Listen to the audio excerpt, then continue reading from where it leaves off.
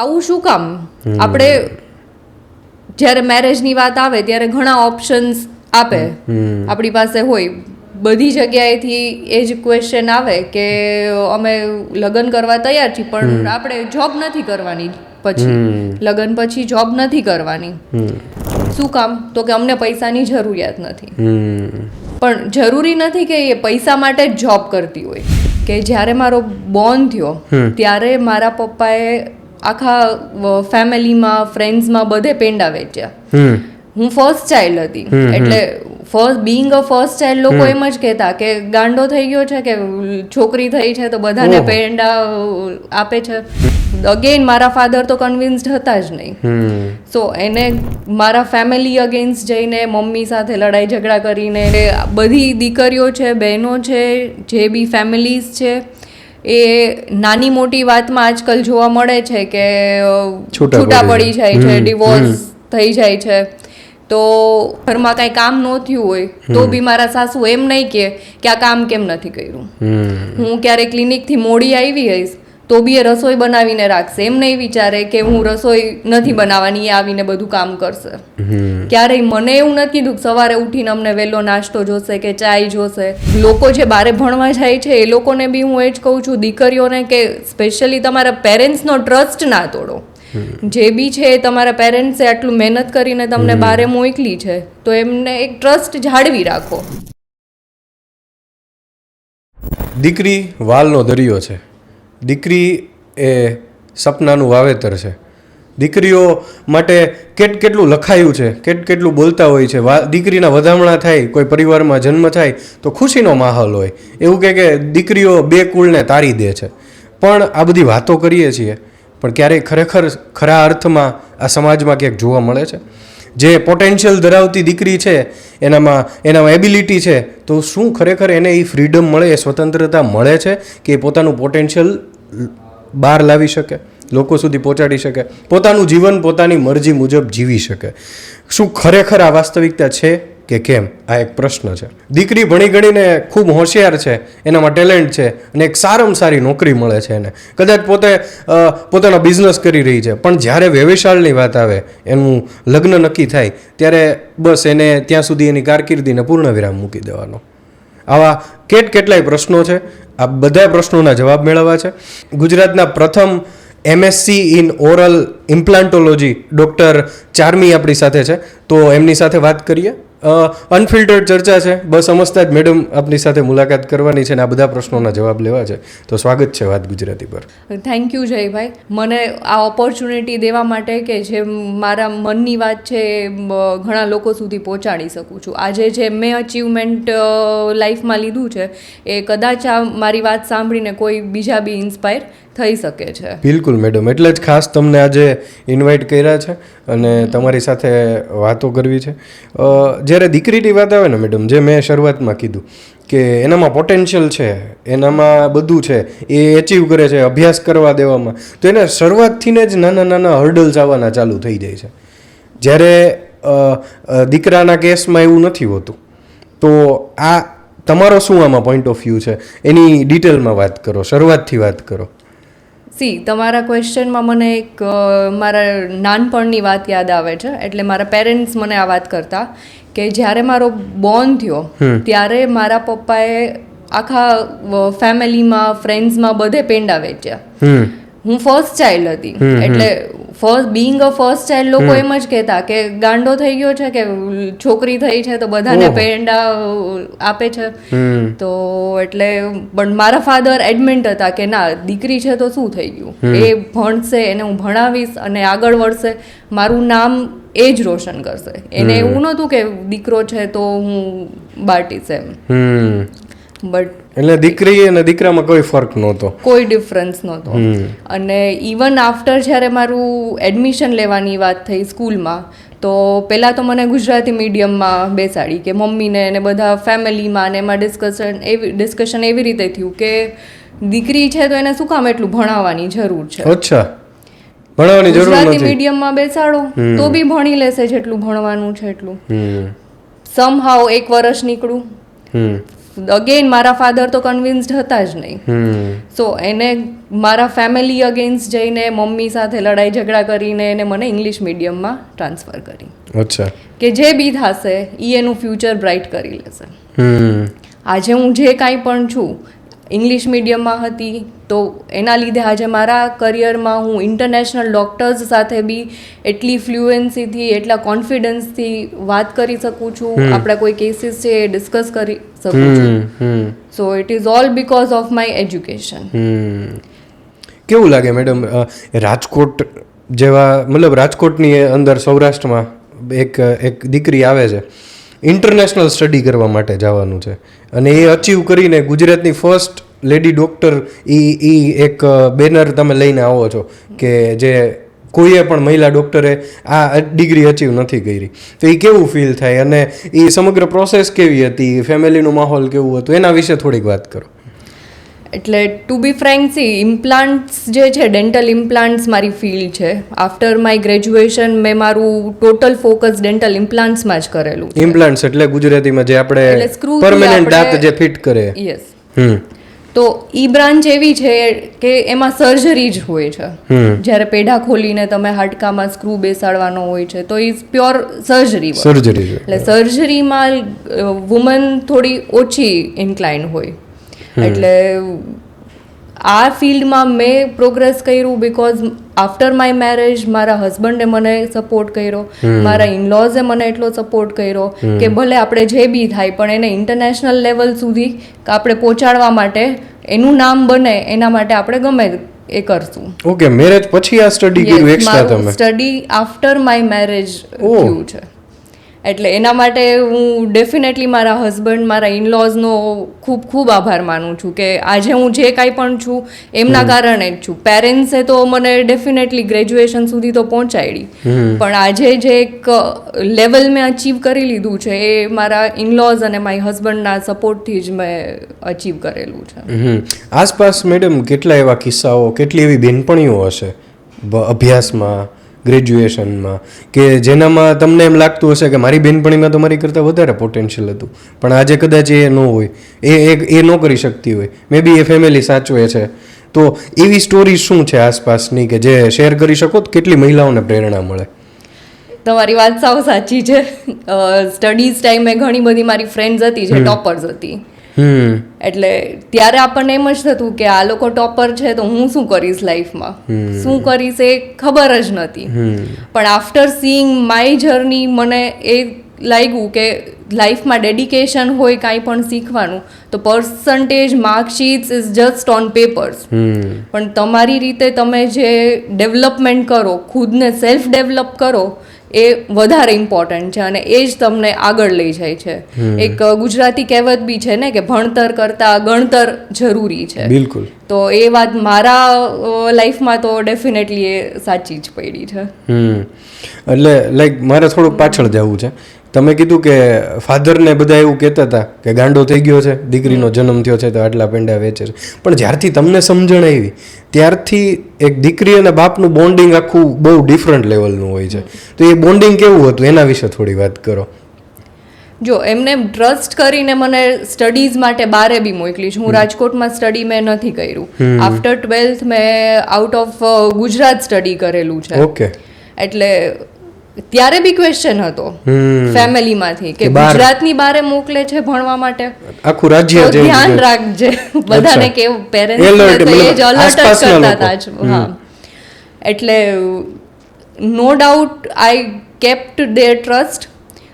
લોકો જે બારે ભણવા જાય છે એ લોકોને બી હું એ જ કહું છું, દીકરીઓને કે સ્પેશિયલી તમારા પેરેન્ટ્સનો ટ્રસ્ટ ના તોડો.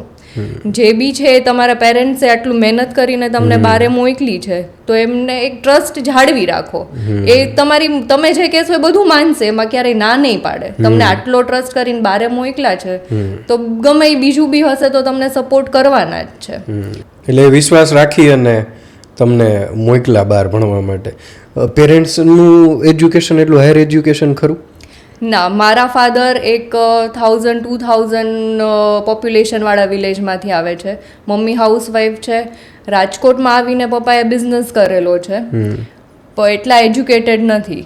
એટલા માટે જ એમને હતું કે એટલીસ્ટ એના એની દીકરી આગળ તો વધશે. મારા પછી મારા 2 ભાઈ છે, હા એ લોકોને બી રાજકોટની બેસ્ટ સ્કૂલમાં એજ્યુકેશન અપાવડાવ્યું છે. એટલે એમાં મતલબ એ ભલે એ નથી ભણી શક્યા કે એને એ સુવિધા કે સગવડ નથી મળી, પણ બાળકોને અને એમાં ખાસ દીકરીને આટલી ફ્રીડમ આપવી, તો આસપાસના લોકો આટલું કહેતા હતા છતાંય એટલું મોકલવું. ત્યારે તમે કીધું એમ કે એ બાળકની, એ દીકરીની કે દીકરાની, એની જવાબદારી વધી જાય છે એના મા બાપ જ્યારે આટલો વિશ્વાસ કરે છે ત્યારે. સાચી વાત છે. એ પેરેન્ટ્સે તમારા ઉપર એક વિશ્વાસ રાખીને મોકલેલા છે ભણવા માટે કે કાંઈ ભણી ગણીને પાછા આવશે, એનું નામ, પેરેન્ટ્સનું નામ મોટું કરશે, તમારું ખુદનું નામ મોટું થવાનું છે. તો એ વિશ્વાસ જાળવી રાખવો એ જરૂરી છે. હવે વાત એવી, તમે એવું કીધું કે લગ્ન પછી હું ઇન્ટરનેશનલ સ્ટડી માટે ગઈ. ફર્સ્ટ ઓફ ઓલ એક બહુ મોટો માઇલસ્ટોન છે લગ્ન. લગ્ન પછી મહિલાનું જીવન બહુ ચેન્જ થઈ જતું હોય છે, પણ તમારું તો કંઈક અલગ રીતે જ ચેન્જ થયું. તો આની આ શું સ્ટોરી છે એ મને કહો. લગ્ન પછી મારા હસબન્ડે અને મારા ઇનલોઝે ખૂબ સપોર્ટ કરેલો. સપોર્ટ ઇન ધ સેન્સ ખાલી કહેવા માટે જ નહીં, પણ હકીકતમાં કે ઘરમાં કાંઈ કામ ન થયું હોય તો બી મારા સાસુ એમ નહીં કે આ કામ કેમ નથી કર્યું. હું ક્યારેક ક્લિનિકથી મોડી આવી હઈશ તો બી એ રસોઈ બનાવીને રાખશે, એમ નહીં વિચારે કે હું રસોઈ નથી બનાવવાની, એ આવીને બધું કામ કરશે. ક્યારેય મને એવું નથી કીધું કે સવારે ઉઠીને અમને વહેલો નાસ્તો જોશે કે ચાય જોશે તો તમારે રેડી રાખવાની છે, એવું મને ક્યારેય નથી કીધું. જ્યાં બી ભણવા જવું છે ત્યાં જવા દીધી છે. હું એકલી ટ્રાવેલ કરું છું, મારા હસબન્ડ બી ઇવન કોર્સીસ અમુક હોય છે તો એ મારી સાથે નથી આવતા. હું એકલી ટ્રાવેલ કરું છું, ઇવન ક્યારેય 1 દિવસ નહીં પણ 4-5 દિવસનું બી ટ્રાવેલ હોય છે, કોર્સીસ, લોંગ કોર્સીસ હોય છે, તો બી મને અલાઉ કર્યું વિધાઉટ એની ક્વેશ્ચન્સ. એટલે એ મારા માટે કહેવાય ને સ્ટ્રેન્થ બી છે અને એક વિશ્વાસ બી છે જે મારે હંમેશા જાળવી રાખવાનો છે. મેડમ, તમે ખૂબ સારી વાત કરી સ્વતંત્રતા વિશે, એક દીકરીની, મહિલાની સ્વતંત્રતા ઉપર વાત કરી. પણ શું ખરેખર તમને એવું લાગે છે કે અત્યારે દરેક મહિલાઓને સ્વતંત્રતા મળે છે? આ એજ્યુકેશન કરાવશે, હાયર એજ્યુકેશન કરાવશે, સ્ટડી કરાવડાવશે, ડૉક્ટર બનાવી દેશે, પણ શું લગ્ન પછી અથવા તો લગ્નની વાત આવે ત્યારે એ પછી એ સ્વતંત્રતા ટકી રહે છે? તમારું શું માનવું છે? જ્યારે લગ્નની વાત આવે છે ત્યારે આપણને એવું જોવા મળતું હોય છે કે છોકરી ભણેલી ગણેલી ગોતતા હોય બધા. ભણેલું જોઈએ, બધાની ફર્સ્ટ પ્રાયોરિટી એ જ હોય કે છોકરી ભણેલી ગણેલી હોવી જોઈએ. પણ લગ્ન પણ પછી એવું કે અમે જોબ નહીં કરવા દઈએ. શું કામ? તો કે અમને પૈસાની જરૂરિયાત નથી. પણ જરૂરી નથી કે એ પૈસા માટે જ જોબ કરતી હોય કે બિઝનેસ કરતી હોય. એનું એક સેલ્ફ ડેવલપમેન્ટ બી હોય, સેલ્ફ રિસ્પેક્ટ બી સમાજમાં એને જોતી હોય, એક સેલ્ફ ઇન્ડિપેન્ડન્સી બી જોતી હોય. સપોઝ એ જોબ કરે છે કે બિઝનેસ કરે છે મેરેજ પછી, તો એનું જે આખું ફેમિલી છે, જે એના ઇનલોઝનું ફેમિલી છે, એને બી એ તારશે. પૈસે ટકે તો એ તો આગળ વધવાની જ છે, પણ એ સમાજમાં બી એની એક રેપ્યુટેશન ડેવલપ થશે અને સ્વતંત્ર એનું પોતાનું એક વજૂદ ક્રિએટ થશે. આજે એને કોઈ બી વસ્તુની જરૂરિયાત હશે તો એને એના હસબન્ડ પાસે કે એના ઇનલોઝ પાસે માંગવું નહીં પડે. કોઈ બી ડિસિઝન્સ લેવા હશે તો એને ક્યારેય નાના મોટા ડિસિઝન્સ એને પૂછવાની જરૂર નહીં પડે, એ લઈ શકે છે એની જાતે, કેમ કે એ એટલી સેલ્ફ કેપેબલ છે એને. અને આપણે જોઈએ આફ્ટર મેરેજ અગર એ બધું કરતી હશે, સેલ્ફ ડિપેન્ડન્ટ હશે, ક્યારેય ન સંજોગસર ક્યારેય એની લાઈફમાં એવો બનાવ બની ગયો કે એના હસબન્ડ નથી એની લાઈફમાં, પછી શું? સેલ્ફ ડિપેન્ડન્ટ હશે તો એનું આખું જીવન એનું એમાં પસાર થઈ શકે છે કોઈના સપોર્ટ વગર. એના કિડ્સ હશે તો કિડ્સને બી એ સારું એજ્યુકેશન આપી શકશે, સેલ્ફ ડિપેન્ડન્ટ હશે તો. કોઈના ભરોસે નહીં રહેવું પડે. એને બહુ મહત્વની અને ગંભીર વાત કરી મેડમ તમે. પણ આસપાસ, તમે તમારી આસપાસ આ બધી ઘટનાઓ જે જોવો ત્યારે કેટલું દુઃખ થાય, કેવું લાગે? મારી સાથે ભણતી ઘણી બધી ફ્રેન્ડ્સ છે, એ લોકો આજે અત્યારે હાઉસવાઈફ છે. આટલું એજ્યુકેશન લેવા પછી પણ આપણે જોઈ શકીએ કે એ લોકો કોઈ જોબ નથી કરતા કે બિઝનેસ નથી કરતા, XYZ. પણ આવું શું કામ? આપણે જ્યારે મેરેજની વાત આવે ત્યારે ઘણા ઓપ્શન્સ આપે આપણી પાસે હોય, બધી જગ્યાએથી એ જ ક્વેશ્ચન આવે કે અમે લગ્ન કરવા તૈયાર છીએ પણ આપણે જોબ નથી કરવાની, પછી લગ્ન પછી જોબ નથી કરવાની. બહુ મહત્વની વાત કરી મેડમ. ઘણી બધી સામાજિક ચર્ચાઓ કરી. હવે મને પ્રશ્ન એ છે કે પ્રોફેશનલી ગુજરાતમાં ફર્સ્ટ તમે આ ડિગ્રી છે તમારી પાસે અને ઇન્ટરનેશનલ સ્ટડી કરીને આવ્યા છો, ત્યારે એનઆરઆઈ પેશન્ટ્સ ખાસ કરીને તમારી પાસે સૌથી વધારે આવે છે, જે વિદેશથી આવતા હોય, વડીલો આવતા હોય, તે સ્પેશિયલ આના માટે પણ ક્યારેક આવતા હોય છે. તો એ લોકોના શું ક્વેશ્ચન હોય છે, સૌથી વધારે એમની શું ચિંતાઓ હોય છે, અને એ તમે દૂર કરી અને કઈ રીતે આખી પ્રોસિજર કરતા હો છો? એનઆરઆઈ પેશન્ટ્સ માટે મોસ્ટલી જે નોન છે, જે લોકોને ખબર છે, જે મને ઓળખે છે, એ લોકો ડિરેક્ટલી પહેલાં કોલ કરે છે. કોલ કરીને એમની કન્ડિશન કહે છે કે આવી સિચ્યુએશન છે એન્ડ વી આર પ્લાનિંગ કે અમે ઇન્ડિયા આવવાના છે આ મંથમાં કે XYZ ડેટ. કોલ પર મોસ્ટ ઓફ ધ ક્વેશ્ચન્સ હું એમના ક્લિયર કરી દઉં છું કે આવી રીતે આ પ્રોસિજર રહેશે. કોલ ઉપર એના એક્સરેઝ છે કે એવું હશે તો એ મને મોકલી દેશે, તો ત્યારે જ હું કન્સલ્ટ કરી લઉં. એમનો ટાઈમ નક્કી થઈ જાય કે આટલા ટાઈમ માટે એમને સ્ટે કરવું પડશે, તો એ લોકો એવી રીતે એમની ટિકિટ બુક કરતા હોય છે. જ્યારે આવે છે ત્યારે આપણે ઇમ્પ્લાન્ટ્સ પ્લેસ કરીએ. ઇમ્પ્લાન્ટ પ્લેસ કરવા પછી એ લોકો 1 વીક કે 15 ડેઝ પછી એ લોકો પાછા જતા રહે છે. ઇન બિટવીન મતલબ એ લોકો પાસે શોર્ટ ટાઈમ હોય છે, અને એ લોકો વિદેશથી આવતા હોય છે, તો એ લોકો બીજી બધી ટેકનોલોજી વાઇઝ કે ત્યાં તો એને વિદેશની ટેકનોલોજી મળવાની છે, તો એ બાબતે એ લોકો ચિંતિત હોય કે કઈ ટેકનોલોજીથી થવાનું છે, શું થશે, કેવી રીતે થશે. તો એમને કઈ રીતે તમે હેન્ડલ કરો છો? ટેકનોલોજી વાઇઝ કાઉન્ટ કરીએ તો અમારું clinic ACP dental care technology wise હંમેશા આગળ રહ્યું છે. સો જે ટેકનોલોજીસ ફોરેનમાં યુઝ થાય છે, સેમ ટેકનોલોજી અમે લોકો અહીંયા બી યુઝ કરીએ છીએ. જે ક્વોલિટી ઇમ્પ્લાન્ટ્સની છે, જે વર્લ્ડ વાઇડ રિનોન્ડ ક્વોલિટીઝ છે ડેન્ટલ ઇમ્પ્લાન્ટ્સની, એ જ અમે લોકો યુઝ કરીએ છીએ. હાઇજીનની વાત કરીએ તો જે અમે ઇન્ટરનેશનલ લેવલના જે હાઇજીન પ્રોટોકોલ્સ હોય છે એ બી અમે ફોલો કરીએ છીએ. તો જે ટ્રીટમેન્ટ પેશન્ટને ફોરેનમાં મળવાની છે સેમ અમે લોકો અહીંયા પ્રોવાઈડ કરી શકીએ છીએ. એક મોટો બેનિફિટ એ છે, જે ડેન્ટલ ટ્રીટમેન્ટ ફોરેનમાં થાય છે એના કરતાં 70% અહીંયા ઇન્ડિયામાં લોકોને બેનિફિટ રહે છે. સો એનઆરઆઈ પેશન્ટ્સ જ્યારે મતલબ પ્રાઇસની દ્રષ્ટિએ મેડમ, સોરી અટકાવું છું તમને, પણ મને સીધો એવો ક્વેશ્ચન થાય કે પ્રાઇઝિંગની દ્રષ્ટિએ કેટલો ફેરફાર મતલબ એ લોકોને જોવા મળે? કારણ કે મેં એવું સાંભળ્યું છે કે ત્યાં બહુ એક્સપેન્સિવ છે આ પ્રકારની સર્જરીને બધું. એક્સપેન્સિવ છે ત્યાં એટલા માટે જ લોકો ઇન્ડિયા ટ્રીટમેન્ટ માટે આવે છે. Plus they are getting same quality as in their country. US UKમાં જે ટ્રીટમેન્ટ થાય છે એના કરતાં 70% ઓછામાં ઇન્ડિયામાં ટ્રીટમેન્ટ થઈ જાય છે. અચ્છા. પ્લસ એ લોકો ઇન્ડિયા આવે છે તો આખું ઇન્ડિયા એ લોકો એક્સપ્લોર કરી શકે છે. અગર એના ફ્રેન્ડ્સ ફેમિલીઝ અહીંયા છે તો એ લોકોને બી મળી લે છે, તો એના મલ્ટિપલ કામ થઈ જાય છે. અહીંયા કંઈક આવ્યા નાનો મોટો પ્રસંગ હોય તો એમાં હાજરી આપી દે, મતલબ એ બધી વસ્તુ બધી રીતે ટેકનોલોજી વાઇઝ ને પ્લસ બજેટમાં પણ એમને ફેર પડતો હોય છે. બીજો એક ક્વેશ્ચન મેડમ મારે પૂછવો છે કે સેમ ટ્રીટમેન્ટ અલગ અલગ ક્લિનિકમાં આપણે જઈએ તો એના ચાર્જિસ બહુ ડિફરન્ટ હોય. આનું શું કારણ છે? ગુજરાતી તરીકે તો મને પ્રશ્ન થાય જ. ચાર્જીસ કે પ્રાઇસ એક બહુ રિલેટિવ ટર્મ છે. આજે જે વસ્તુ 100 રૂપિયાની છે એ અગર હું અફોર્ડ નહીં કરી શકું તો એ મારા માટે બહુ મોંઘી વસ્તુ છે. અને જ્યારે તમે એને 100 રૂપિયા અફોર્ડ કરી શકશો તો તમારા માટે ઇટ્સ વેરી ચીપ. એટલે પ્રાઇઝિંગ કહેવાય ને એક બહુ રિલેટિવ, બધાની દ્રષ્ટિથી બહુ અલગ વસ્તુ છે. પ્રાઇઝિંગ ડિફરન્ટ એના માટે બી હોય છે કેમ કે બધા લોકો પોતાના સ્કિલ્સનો ચાર્જ કરતા હોય છે. ક્વોલિટી, જે ડેન્ટલ ઇમ્પ્લાન્ટ્સમાં ઘણી બધી ક્વોલિટીઝ આવતી હોય છે. ઓકે.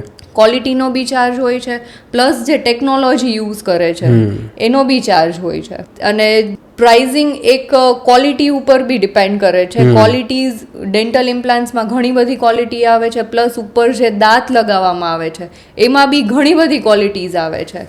એટલે દેખાય છે બધું વ્હાઈટ દાંત તો વ્હાઈટ જ દેખાવાના છે, પણ એમાં બી ક્વોલિટી ઘણી બધી હોઈ શકે છે. સો ચાર્જીસ એવી રીતે બધા ડોક્ટર્સના ડિફરન્ટ હોઈ શકે છે. મેડમ, આપણે દાંતના ઇમ્પ્લાન્ટની વાત કરીએ છીએ તો એમાં બ્રિજ આવે છે, તો એ બ્રિજ અને ઇમ્પ્લાન્ટ આ બેમાં શું ડિફરન્સ છે? બ્રિજ એક ઓલ્ડ ટેકનિક છે જેમાં તમારા આજુબાજુના સારા ટૂથ છે એને કટ કરી અને એનું માપ લઈને 3 દાંત ફિટ કરવામાં આવે છે. અચ્છા. જ્યારે ઇમ્પ્લાન્ટ એ વસ્તુ છે કે જ્યાં દાંત નથી ત્યાં જ તમને એક સ્ક્રૂ લગાવીને એક જ દાંત લગાવવામાં આવશે. ઓકે. બેયનો ડિફરન્સ કહી તો જે બ્રિજ છે એ આજુબાજુના દાંતને ઘસે છે, એટલે જાણી જોઈને તમે એ દાંતને નુકસાન કરો છો, જે સારો છે. હા. અને અત્યારે ટેકનોલોજી અવેલેબલ છે ડેન્ટલ ઇમ્પ્લાન્ટ્સની, તો એક જ સ્ક્રૂ મૂકીને આપણે શું કામ એક જ દાંતને ટ્રીટ ન કરીએ, આજુબાજુને શું કામ હાર્મ કરીએ? લોંગ ટર્મ સક્સેસ જોવા જઈએ તો જ્યારે એ 2 દાંતમાં કોઈ પ્રોબ્લેમ થશે ફ્યુચરમાં, તો એ ઉપર જે દાંત લગાવેલા છે એ તો તમારે કાઢવા જ પડશે, પછી અંદરના દાંતની ટ્રીટમેન્ટ કરવાની, પાછા નવા દાંત લગાવવાના. બની શકે અગર દાંત લાગી શકે એમ ન હોય તો એ દાંત કાઢવો પડશે તમારે. તો at the end long term અગર તમે એના જે બેનિફિટ્સ જોવો ઇમ્પ્લાન્ટ્સના અને બ્રિજના, તો ઇમ્પ્લાન્ટ્સના બેનિફિટ એ જ લેવલ ઉપર આવીને ઊભા રહેશે. અચ્છા. જે ખર્ચો છે એ બી અત્યારે કદાચ ઇમ્પ્લાન્ટનો ખર્ચો વધારે દેખાશે, પણ લોંગ ટર્મમાં તમે જોશો તો એ ખર્ચો ત્યાં જ આવીને ઊભો રહેશે. ખૂબ મહત્વની અને ગંભીર વિષય ઉપર, સામાજિક વિષય ઉપર આપણે વાત કરી મેડમ.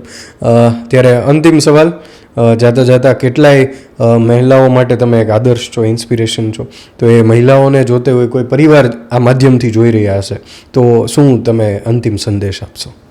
લાસ્ટમાં એડવાઇસ તો હું શું આપું, એક નાની વાત કહી શકું કે બધી દીકરીઓ છે, બહેનો છે, જે બી ફેમિલીઝ છે, એ નાની મોટી વાતમાં આજકાલ જોવા મળે છે કે છૂટા પડી જાય છે, ડિવોર્સ થઈ જાય છે. તો એ બધી નાની મોટી વાત છે એને કોમ્પ્રોમાઇઝ કરી અને આપણે એક જોબ કરતા હોય છીએ તો આપણા બોસ બી આપણને ઘણીવાર રૂડલી કહી દે છે, આપણે ઇન્સલ્ટિંગ ફીલ કરાવી દે છે, ભલે તમે ગમે એટલા ભણેલા ગણેલા હોવ છો, ત્યારે બી આપણે એક ગમ ખાઈ જાય છીએ.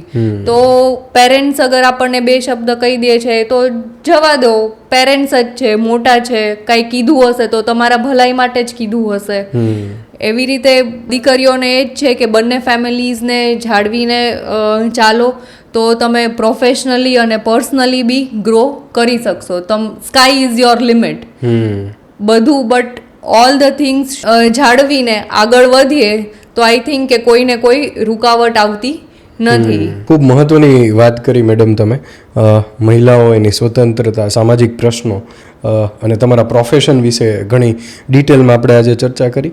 તો બસ અવસ્થા જ મળવાની મજા આવી. અનેક મહિલાઓ માટે, અનેક પરિવારો માટે આ જે આપણી ચર્ચા છે એ પહોંચશે અને એનાથી કંઈક પોઝિટિવ પરિવર્તન આવશે એવી આશા સાથે ફરી મળીશું વાત ગુજરાતી પર.